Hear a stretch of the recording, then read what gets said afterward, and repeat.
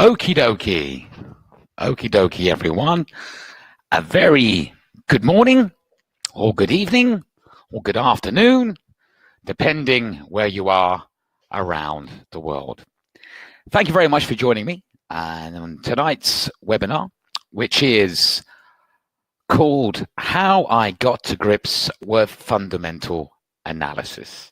It's written by myself, and it's going to be basically some information on fundamental analysis. What is fundamental analysis and how it plays its part in, obviously, the online trading arena.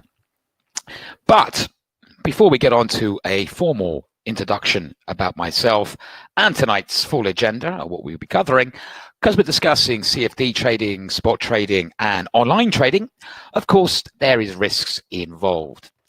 Though sometimes I may express opinion, this webinar is purely for informative and education purposes, and I seriously recommend that you do your own research and your own due diligence and know the risks involved before entering any trade. Now, with that out of the way, let me get on to a little bit introduction on yours truly. Now, this good-looking chap here, or no, not really good-looking, this wrinkly, hairy bloke here standing next to the TV screen is yours truly, is me.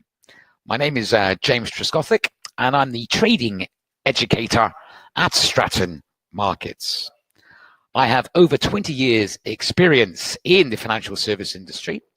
I actually started out at the wee age of 18, where I started off as a mortgage broker. I then, this of course back in the UK, as you can tell, I'm a Brit, so don't hold that against me. And like I said, so I started off as a mortgage broker. I then became a full IFA, where I specialized in commercial mortgages and pensions and etc., alternative investments for that sort of field, before I moved into the trading arena around about 13 years ago. I started off actually as a trader myself. I traded for a prop company in Dubai, for the Dubai Gold and Commodities Exchange. I also ran a floor at the Philippine Stock Exchange. And then obviously I moved into online trading, where I ran several VIP rooms, giving analysis on the markets before moving into education, etc. I am indeed a published writer in leading industry publications, and I'm an avid market commentator. This sort of industry I'm extremely passionate about, and I like to try and share my passion with you. I'm also a well-known public speaker. I've been around the world and I've spoken at many industry events, sharing my views on the market, but also on education and on certain asset classes. And like I say, though I have got a rounded experience and a very, very good knowledge base, I never once call myself an expert, but because I believe there's no such thing as an expert in this industry. But I will share you my experience, my knowledge on this subject, and more importantly, my passion as well. So tonight's agenda, like I say, this is really about how I became to understand fundamental analysis. So the agenda I'll be covering tonight will include what is fundamental analysis, the theory behind fundamental analysis, economic indicators and how they can affect the market, politics, disaster and global conflict, how that can potentially affect the market, supply and demand principles, how to prepare for your trading day. Then I'll do a little special segment, which I'll talk a little bit more about later, okay? It's called Your Market Fix, where we'll talk a little bit about the up-and-coming financial calendar events for this week. And then I'll talk about the up-and-coming events I'll be running or happening with Stratton Markets in the next week or so. Followed, of course, by a question and answer session. So you can ask me any questions you like, and hopefully I will have the answer. So let's kick off. So what is fundamental analysis? Fundamental analysis is the study of macroeconomic effects that can affect economies, stocks, forex, commodities, and companies. Fundamental analysis can also include global events such as political events like elections, and also conflict or rumor of potential conflict.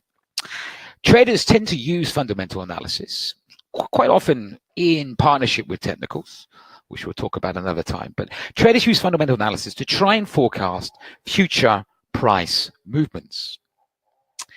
Now, the theory behind why fundamental analysis can potentially impact the marketplace is that fundamental analysis can be used to try and actually work out an intrinsic value of an asset.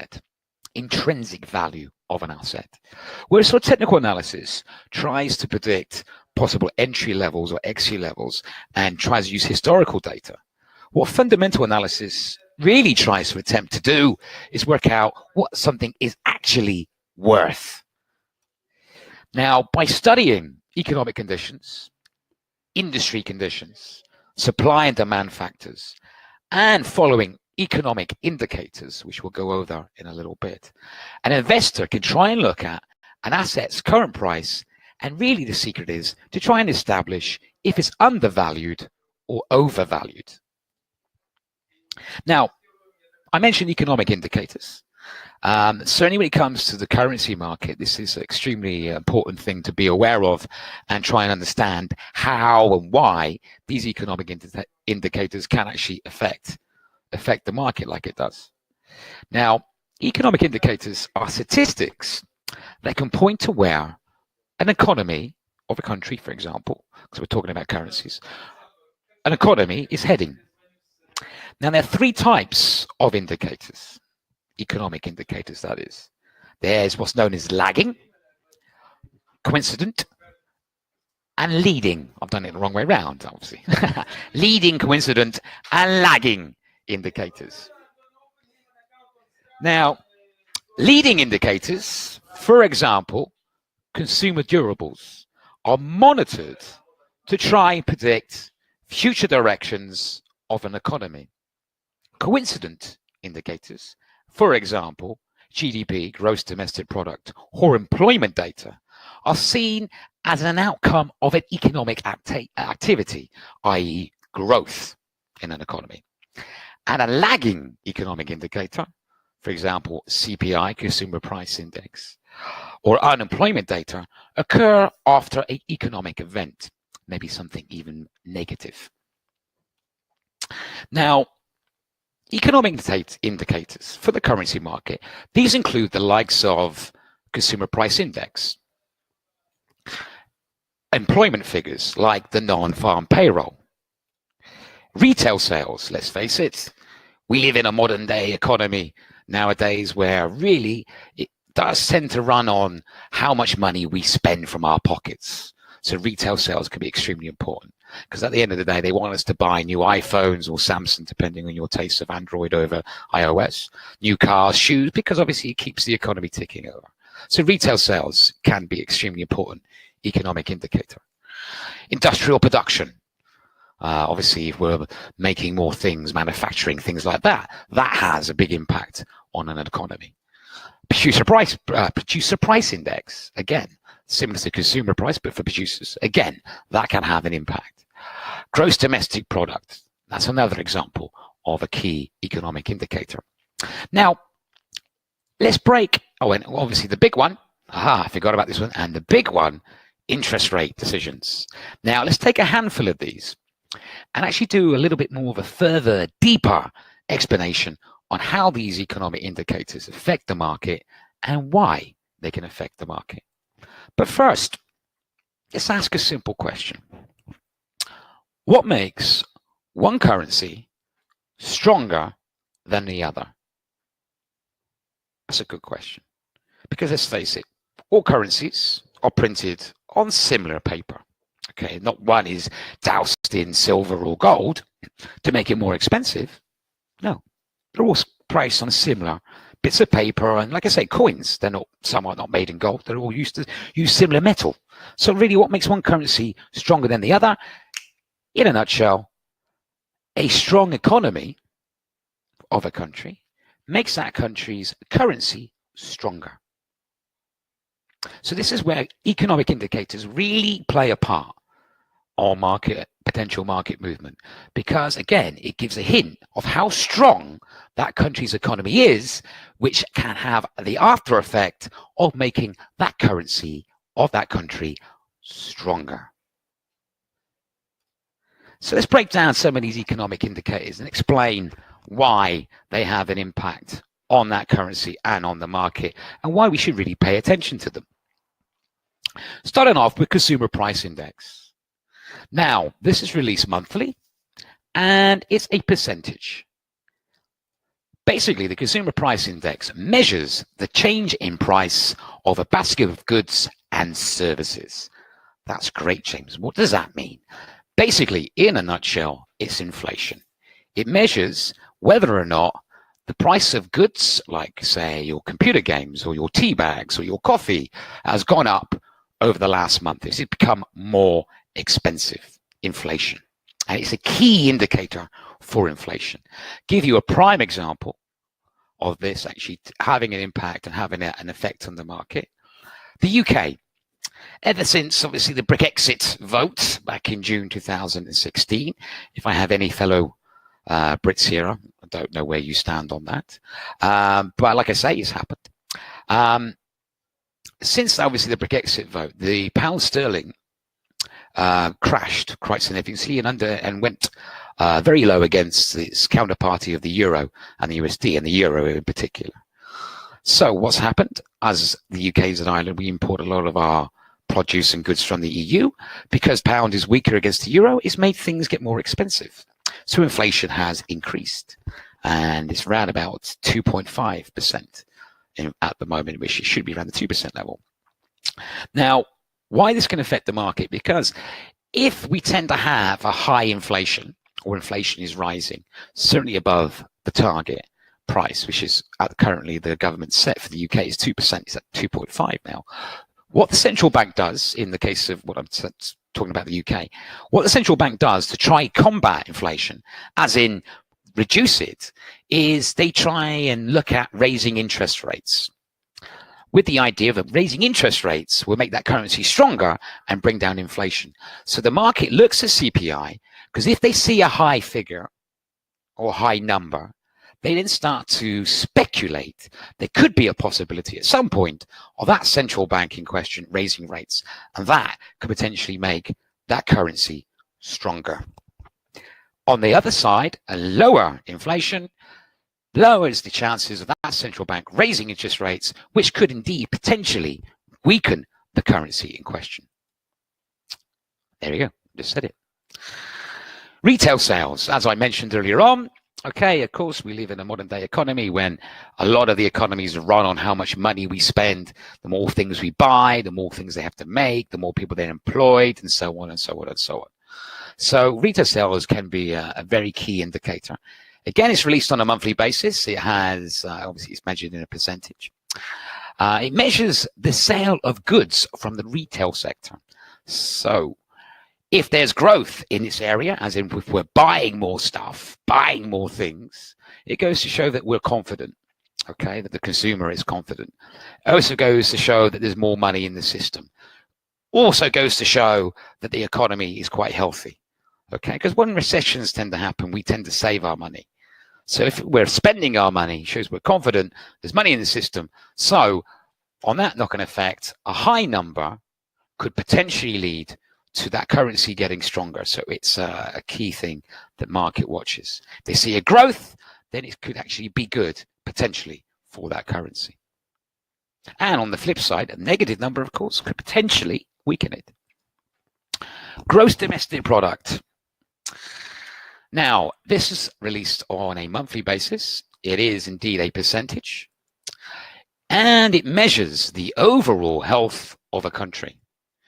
A high percentage shows the strength of that country's economy, which could lead potentially to a stronger currency. So a good number could potentially lead to potentially stronger currency. A weaker one, again, the opposite effect. Now, there's lots of employment data. There's initial unemployment claims, which is a growth in unemployment. There's obviously the employment rate, which is released by several countries. All the major economies release an unemployment rate. There's the claimant count in the UK, which is equivalent to unemployment, unemployment benefit.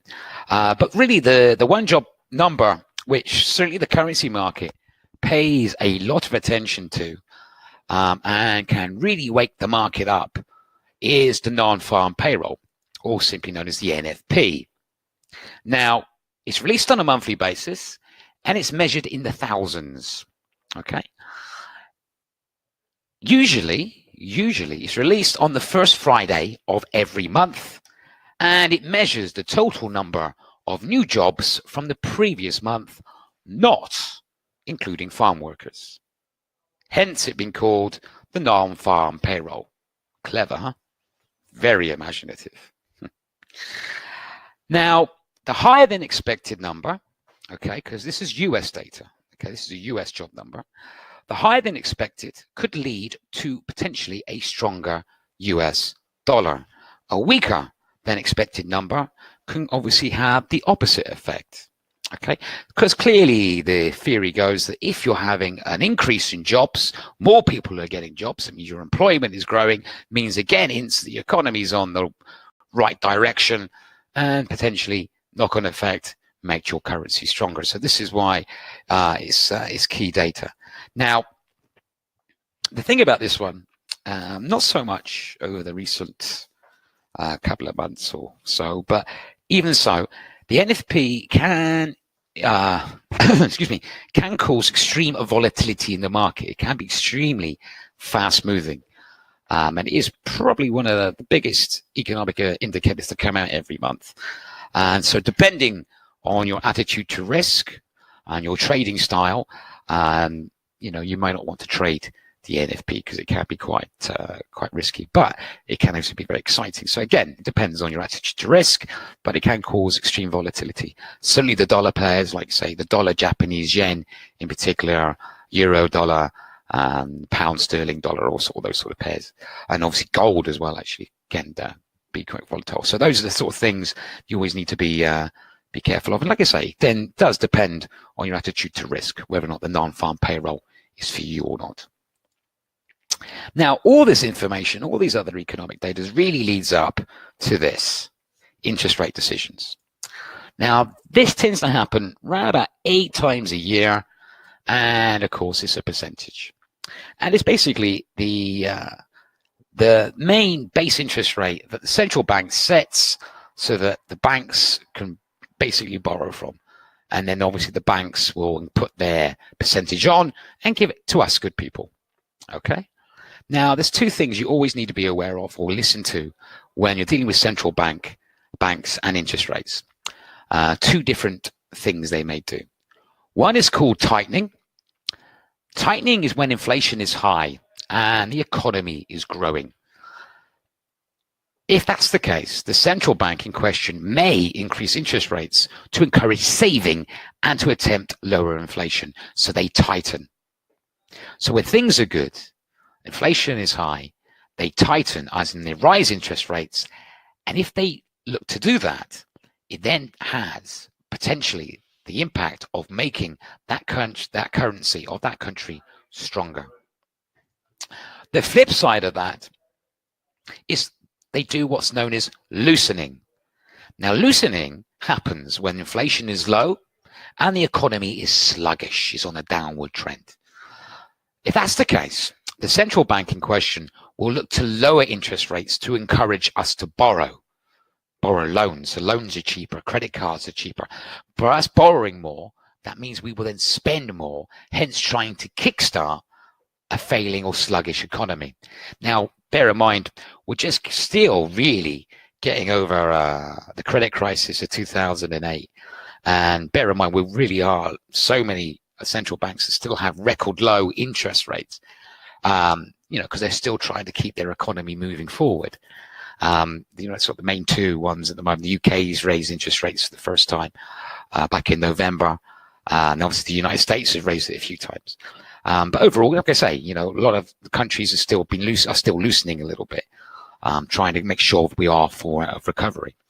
The other reason why interest rates or increased interest rates, central interest rates, can impact on the currency and make that currency stronger is, of course, if one country is offering, say, 1.5%, okay, of their central bank, that means if international investors transferred their money over, they would make more bang for their buck. They would make more money. So higher interest rates can often generate interest of international investment, hence at the same time causing the currency to potentially get stronger. So in a nutshell, tightening, if that potentially happens, could lead to a stronger currency. Loosening, if that happens, could potentially lead to a weaker currency. So that's where it plays a part. But it's not just about economic data and statistics, which can have an impact on the market.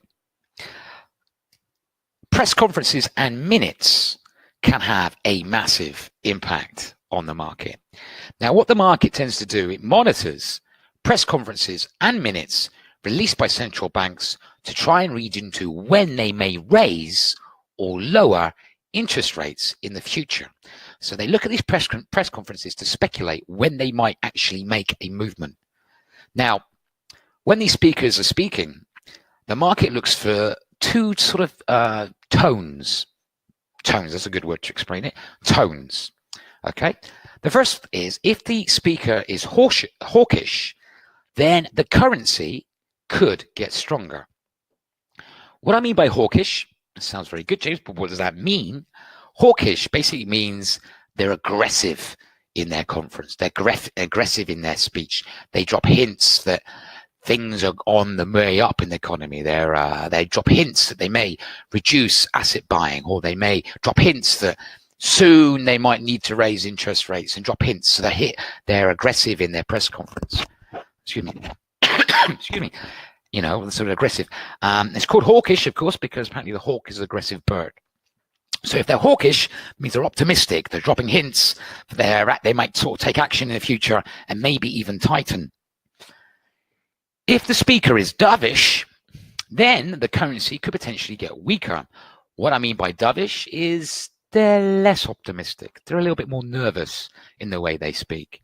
They talk about ongoing economic risks.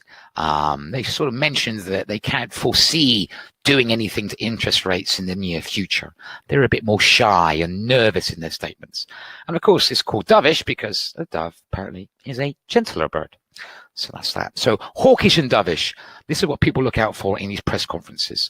Now, three key central banks to watch out for, and there's actually one happening this week, which we'll talk about later, is the FOMC, the Federal Open Monetary Committee, or simply known as the Fed, with the Fed chair, Jerome Powell. He's always a key person, and he can potentially move the market depending on what he says. The ECB, European Central Bank, obviously Mario Draghi, the president of the European Central Bank, or Super Mario to his friends. He's a key person to watch out for because, like I say, even if he's hawkish or dovish, he can potentially move the market. And Bank of England, Carney to his mates, Mark Carney. Again, he can potentially move the market, certainly for the pound sterling, etc. But it's not just economics which can potentially move the market, but also, and we've seen this a lot, certainly over the last 2 years in particular, politics can have a massive impact on currency prices. Now, excuse me, general elections, like I say, are watched very closely, and it can have a large impact on a nation's currency. Now, the traders monitor elections in case they could cause political instability. Easy for me to say. Which in turn could cause volatility in the market. The reason why this can cause volatility in the market is really due to the fact that a change in government could result in a change in fiscal and monetary policy. So it does cause a lot of uncertainty. Now, let me give you a couple of examples. I'm going to use some charts here, so it's not just text, so you don't get bored. Now, this chart here, this is a daily chart. And this is the US general election in November 2016. And we all remember what happened back then, don't we, in the US election 2016? Because let's face it, we're feeling it now. So this is what happened. Basically, here's the, this is the dollar yen, okay? Donald Trump's, let's face it, absolute surprise win sent the US dollar on a bull run. And you see on the day itself, it actually skyrocketed, but it's not just then, it actually continued to skyrocket for several sessions. Okay, it was an incredible bull run. And the reason why he had such a big impact on the dollar strength at the time is because one of his policies, or one of the promises he's made during his, what do you call it? Him going around trying to get votes, kissing babies. I can't remember. Anyway, one of his policies he was saying at the time when he was trying to get voted in is he was promising tax breaks for several corporations, which the market looked at, meaning it would basically make the dollar stronger. So on his election win, the dollar went on a massive bull run. So his election made a huge impact initially on the currency market, and it did absolutely skyrocket. So again, this is an example of how it had a massive impact. Another example of an election. This is the French general election back in April 2017, and this is it. Let me get my pen here, just here. Okay. Now, what happened? It was actually over the weekend the election vote came in. On the Sunday it finished, and he won, as we all know. He did win. And the euro went on, not such a dramatic, it actually opened with a gap the following day, a gap upwards. But then it went on a bit of a run, okay? Because the reason why it went on a run is because Macron, okay, he's pro-EU. He's pro-European Union, okay? And there was a lot of fear following, obviously, the Brexit vote, that there was a lot of countries, other European countries, whose leaders were anti-EU. There was Marine Le Pen, for example, who was the person running against him. She was very anti-EU. So if you had an anti-EU leader, then there could always be a chance there might even be a referendum in France, which then could obviously jeopardize the euro, and France is the second biggest economy in the eurozone. So with Macron winning, he's pro-European, so the market looked at him, okay, we got a pro-European president, he likes it, so it gave the euro strength, and this is why the euro then had a big impact, and it went on, like I say, a bit of a bull run under his election win. One more example of an election result impacting the market, and this is the UK general election of June last year. Okay, now we all know initially it was a hung parliament, which meant that there was no set government, and obviously Theresa May's Conservative government lost the majority and lost a number of its seats. So there was a lot of uncertainty, especially as the Brexit negotiations are continuing. So on the back of a hung parliament, it weakened the pound against the dollar, against the euro quite dramatically. So that election result impacted the strength of the sterling. And as we can see here, though it has since recovered, but at the time, because of that result, it did have a big impact on the pound sterling.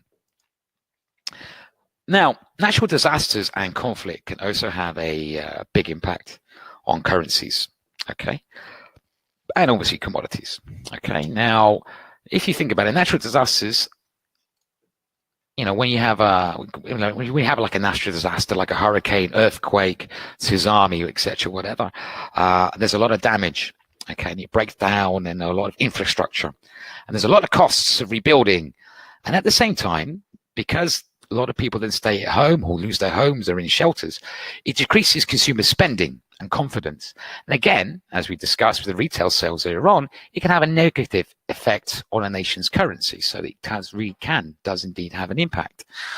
Conflict, military conflict or rumor of conflict could also have a negative effect. For example, costs of rebuilding after a war and things of that nature. There is a few times that it has had, for the worst reasons ever, have a positive effect. Prime example was the United States after World War II, where obviously they didn't have to rebuild, so their dollar got stronger and became the world's base currency. It does has a positive impact, but at the end of the day, like you say, war is good. It doesn't matter. War is not good. It doesn't matter if it is good for the currency, But anyway, so yes, because conflict can have both a negative and in some cases a positive effect on currencies. Give you an example here. This is obviously a conflict. This is actually gold. Gold tends to sort of move on rumors of conflict. This is the Arab Springs of 2010. You know what was happening there. We have a lot of uprising, a lot of, change of leadership across quite a few countries in the Middle East. It started around December. That's supposed to be 2010. I'm not predicting the future. That's a typo. It's 2010. I said 2010 here. It's not 2019, so forgive me. I'm not predicting the future whatsoever. It's a typo there. So it started December 2010, and like I say, it sort of went through several nations, Tunisia, etc. Climaxing really in Egypt, and that's when sort of gold hit its all-time high of 19, just over the 1900 mark. So obviously that had an impact on gold there. So that's the signs of conflict. More recent and more of a short-term impact, again keeping with gold, the fire and fury statement back in August last year. This is when Donald and North Korea were having a little verbal spat because they were obviously threatening, so to speak, and making threats, etc. Gold actually moved moved higher on the back of their comments, because obviously the world was looking towards it, maybe potential conflict actually involving. So that's how conflict had a big impact on that. Now, supply and demand. Okay, it's like anything. It's like apples and oranges. If you have lots of apples, but not so many people wanting to buy apples, then the price of the apple is going to go down in value. Same with oranges, etc. So supply and demand can actually have effect on assets and currencies. Okay, obviously the more you've got of something and the less you have somebody wanting it, the less valuable it is. The more supply you have, but higher demand, obviously it can have an impact on prices. Simple as that. Now, one prime example of, say, when it comes to currencies, is when you can see maybe oversupply, is when central banks introduce something called quantitative easing or asset purchasing. Now, here's an example, for example. This is the US dollar. This is between their quantitative easing program between 2008 to 2013. Because what was happening, of course, it was in the height of the credit crisis we were having. The US was suffering quite badly, like all of us. And they introduced quantitative easing. Basically, what quantitative easing? They were purchasing bonds and basically increasing money supply, almost printing more money into the system. It was actually done by, Ben Bernanke, also known as Helicopter Ben. He got that nickname because he once made a comment that what he wants to do is get on a helicopter, fly around the country and chuck money out. So obviously the supply of the US dollar was increasing. They were increasing the amount of printed money, and it had an impact on the dollar value, as you can see here. But then in 2013, they mentioned tapering, which means they were cutting back on quantitative easing, and then all of a sudden you see the dollar started to move higher. So that's an example of how supply can affect the value of it. Another example is obviously the ECB, what the ECB did. EC asset purchasing is similar to quantitative easing, is where they're obviously, again, flooding the European market with more money. They started in 2015, and on the back of asset purchasing, the euro obviously came under pressure. Though it has recovered slightly since then, they're still doing their asset purchasing program, but they're hoping to finish it sometime this year. This is why the euro is beginning to recover slightly, but it still hasn't got over the level it has before the asset purchasing happened. But again, oversupply, this is another example of how it could potentially impact the market. Now, preparing your trading day, because we're talking about fundamentals here. There's a couple of ideas I like to put out there for ways you could possibly prepare for the trading day ahead of you. Because, I really feel that being prepared is essential to prevent any possible surprises. And I've got a little story I will share with you to give you an example. And realistically, the outlook you should look at is preparing your trading week or even month. But again, that depends on your trading style. Now, the reason why I say, it's good to be prepared and prepare your trading day is quite a few years ago, when I was giving sort of VIP support to a portfolio of clients. One of my clients, he was a technical trader, okay, which is fine. You know, he just used technical analysis, and he had a cable trade, which is the British pound versus the US dollar in the market, and he was doing very well. He was in a profit. I knew full well that in about 25 minutes, the financial stability report was about to be announced by then, who was trying to remember who the Bank of England governor then. I think it was, is it King? I can't remember. Anyway, the Bank of England governor was going to speak, and it could potentially cause an effect on the pound. So I gave him a quick call, had a chat with him and said, look, just so you know, in about 25 minutes, this is happening. Is Melvin King? Can't remember. Bank of England governor is about to do a speech on the financial stability report. It may have an impact on the market and on your positions. Be prepared for it. Just be aware of it. I'm not just up to use your trades. You're cool. Just be aware that it's on the horizon, so something might happen. So maybe, I don't know, look at your stops. Just be prepared for it. And he went, James, I know what I'm doing. I said, fair enough. I know you do. You're doing very well. It's fine. You know, I'm just letting you know what's ahead of you. And he said, don't worry about me. I know exactly what I'm doing. Anyway, 25 minutes goes past. Something happens. And he phones me back up going, James, what the hell happened? Why is my positions all in the negative? And I said, look, I told you, I'd give you the warning, I'd give you a heads up. But like I say, this is why I think one of the first rules of thumb is always checking on the financial calendar, seeing what events potentially are coming out, not just for the day, but for the week. So you know what's on the horizon. So that, again, depending on your attitude to risk, whether or not you want to be in the marketplace at that time, or you want to be in the market at that time because it could have volatility. So the first rule of thumb is know what is coming out, what data is being released. Again, depending on your trading style, maybe make sure you know about it for the week or maybe the month. If you're a day trader, then fair enough, maybe just for the day. Depends on your trading style. But first things first, have a look at the calendar and be aware of what is on the horizon. The other thing I would always suggest is read up. Find out what the market is talking about. What's the stories? What's the headlines? What's going down? You see, what's the market talking about? At the same time, have a look at what's happened in the previous session. So if you're trading the European session, read what's happened in the Asian session. Know what's moved, what's talking about. Is it commodities they're talking about? What's happened? So read up, understand what is the story, what the market's talking about, and this can prepare you. Okay, it gives you an overall idea of what to look out for and what to get ready for. So I say, read up and prepare on stuff like that. So this is how I would prepare it. Prepare, be in the know. There's an old saying, fortune favors the prepared. I made that up, but I like it anyway. So yeah, be prepared. So anyway, just like I say, this is a new little segment. We'll be looking at a video series on this, but just to discuss, as we're saying, be prepared, what some of the sort of other media, newspapers or online papers are talking about, what the headline papers they're discussing today.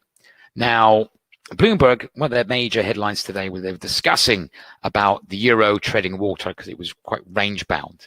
And really, all eyes are on Mario Draghi because he is talking on Thursday at the ECB press conference. Okay, and guess what? Remember what I said? The market will be looking to see if he's hawkish or dovish in his statement. So Bloomberg leads with a story in relation to Mario Draghi and really for him to hopefully try and shake up the market. Okay, so Bloomberg is headlining with ECB, which is happening on Thursday, and about Mario Draghi. At the same time, they've got another story running. They're discussing friend or foe or both, because tomorrow the headline story is Juncker, the ECB, one of the ECB's head honchos. He's traveling to Washington to meet Donald Trump.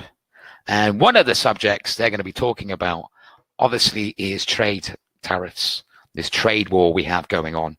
So Bloomberg is leading on a story about that because, again, this could be a thing because according to Bloomberg as well, in one of their other stories, there is signs of potential economic slowdown in the EU with fear and uncertainty about this trade war. So that's a story they're going with. That's the story they're talking about, and that's happening on tomorrow. So that's what they're leading with. And Financial Times, they went with the story about Google and Google's strong growth. So despite the $5 billion fine they got from the EU, they had their earnings released last night, I believe it was, and it's extremely positive.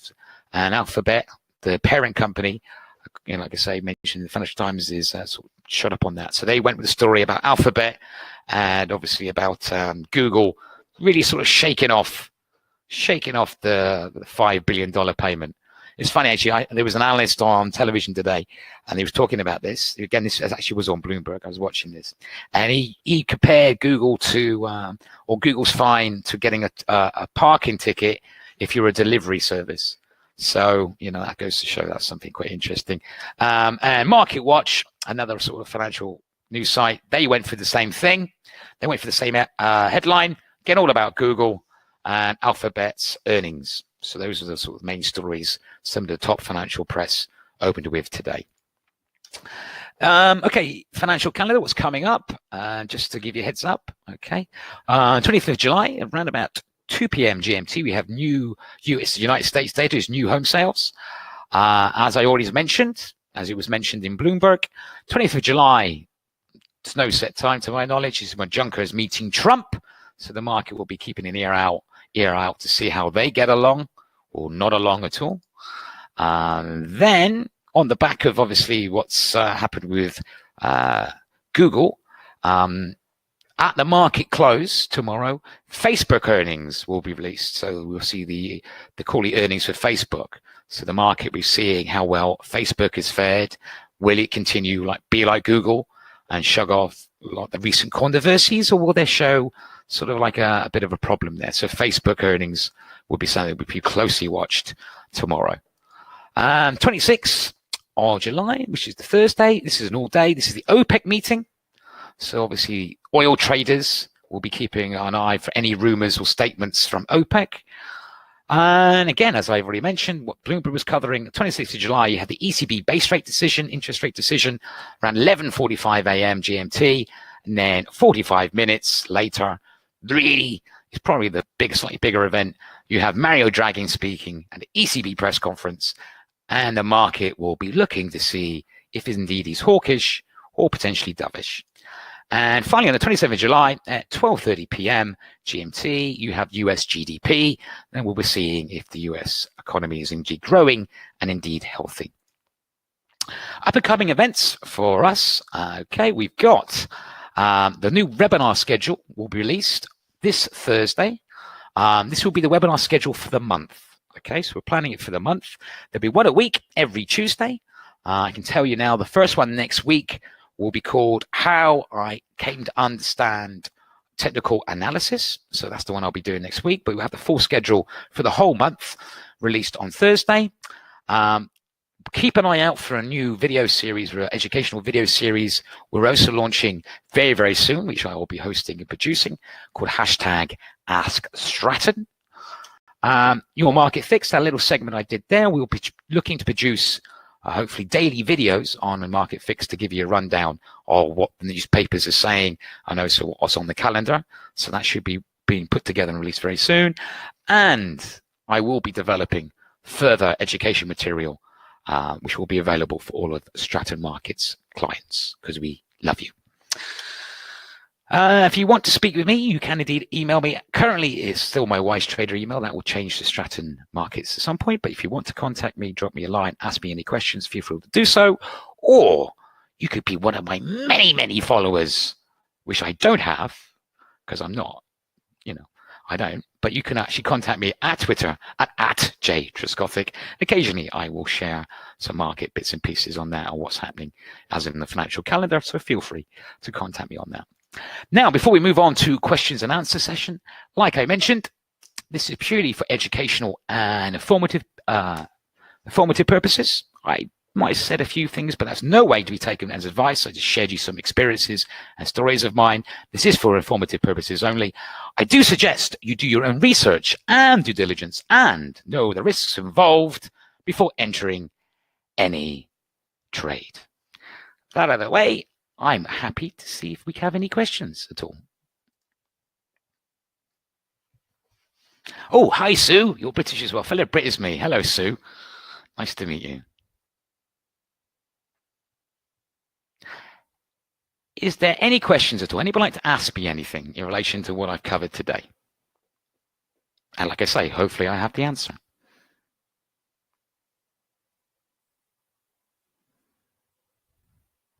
Did everybody at least enjoy it or find it informative? Or were you bored to death of me?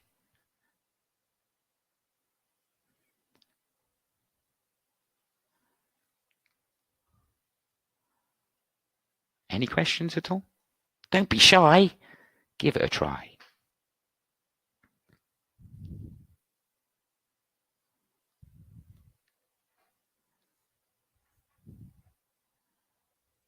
Excellent. Sue, do you have a question for me?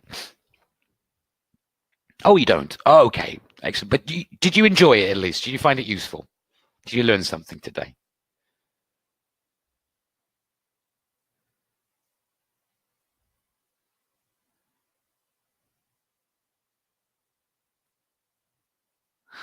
Okay. Look, one thing I will mention, like I say, the webinar schedule for the next coming weeks. Oh, very cool. Oh, brilliant. Thank you, Sue. I'm glad you found it informative. Thank you. One thing I will mention is if you guys, ladies and gents, of course, if you have any particular subjects you would like me to cover or do a special webinar on, say, for example, you have an interest in, say, gold or oil, and you want me to include it in a webinar, I'm happy to try and do a case study on it and do some education material on it. Or if there's maybe a certain technical indicator you want to know a little bit more about, then I'm happy to build a webinar around it. So again, excuse me, don't hesitate to let me know what you guys want to learn, because at the end of the day, I like I said, I can share with you my knowledge and my background. But if there's a particular area you want to know more of, and I'm not covering it, then I'm not helping you. So please feel free to let me know of any particular area or anything else you want me to go over, and I'm more than happy to cater around and do that for you. Like I say, so don't ever hesitate to let me know. At the same time, any feedback on anything in particular you want me to focus on any particular areas a little bit more, again, don't hesitate to drop me a line. Okay, my pleasure, Sue. My pleasure, Sue. Absolute pleasure. Is there any questions? Anything else I can help anybody else? Anything else anybody wants to say or ask me?